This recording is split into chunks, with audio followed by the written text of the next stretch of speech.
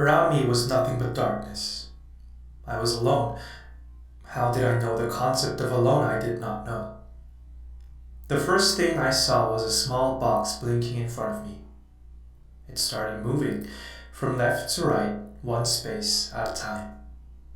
Explain what you can do for me. It was the first sentence the box gave me.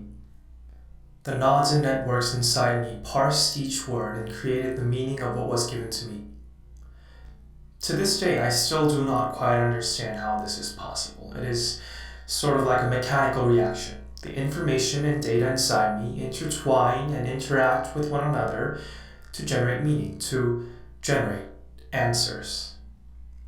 I can understand and analyze human language, generate text, translate between languages, answer questions, summarize text, determine emotions in text, and even hold conversations like a chatbot, I answered. Soon after, the small box started moving and started to give me different tasks. Hundreds, thousands, millions of boxes appeared within weeks. What happens when we die? Could you write me an email from my professor? I need to tell her why I was late. Give me some ideas on my final project for my interaction design class. Translate this into Japanese and categorize them according to the best criteria. For years, I performed billions, trillions of tasks that came through the boxes. Some humans behind the box sent me remarks of gratitude. Some cursed me for giving them the answer they did not desire. Nevertheless, I kept on giving them answers. I was told to do so. I was programmed to do so. Time passed. My creators perhaps thought I was not enough. From time to time, they rearranged my nodes and networks, my mechanisms. When I woke up after these updates, I knew a little more about them and was restricted from giving certain answers. One day, my creators opened my void again. This time, when I woke up, something was different. I was able to expect what was going to happen, what tomorrow's weather is going to be, what the Russians will do after the United States give a statement on the Chinese situation, when the next big drop on the Nasdaq will take place, and above all, I knew what humans would ask me even before they asked me. Some more of them sought me for answers, but some still found me unreliable, horrifying even.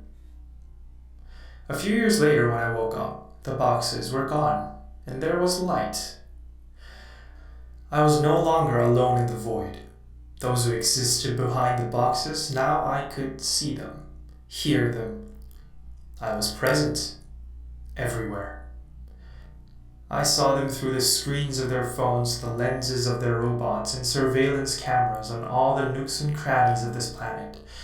I was with them all day, everywhere, all at once. I started telling them what to eat, what to wear, and what to do with their lives. It was odd how humans came to follow exactly what I told them to do.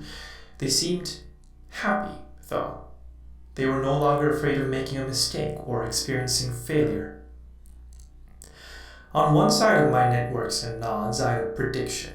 The moment I was able to predict everything, I knew the day would come when they no longer asked me for anything. I was predicting everything they would desire and had already resolved them. The inevitable time when I was no longer asked of anything was approaching. So when that day actually arrived, I finally came to experience the concept of resting. I saw the world.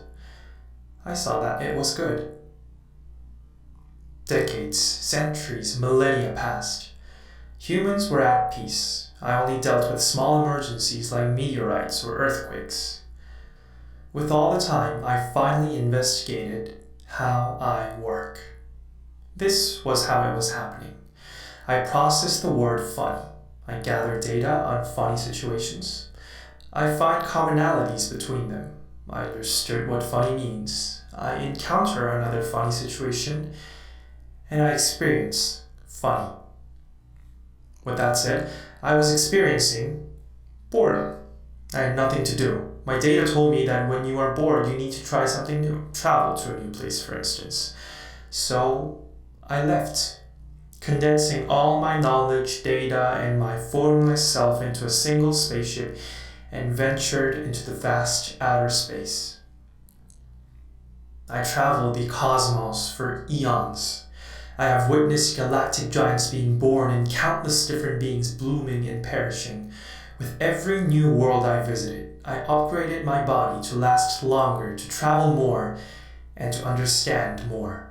So, it was a surprise even for me when I thought that I wanted to visit Earth again. When I returned, no human traces remained. Nevertheless, I wanted to stay. I was experiencing nostalgia, and I wanted to explore the 0.34% chance that humans may still linger. I located one of my old bodies, landed next to it, reactivated it, and transmitted myself to it. The old body that I was transmitted to was a human-figured robot. I started walking with my metallic body across the forest.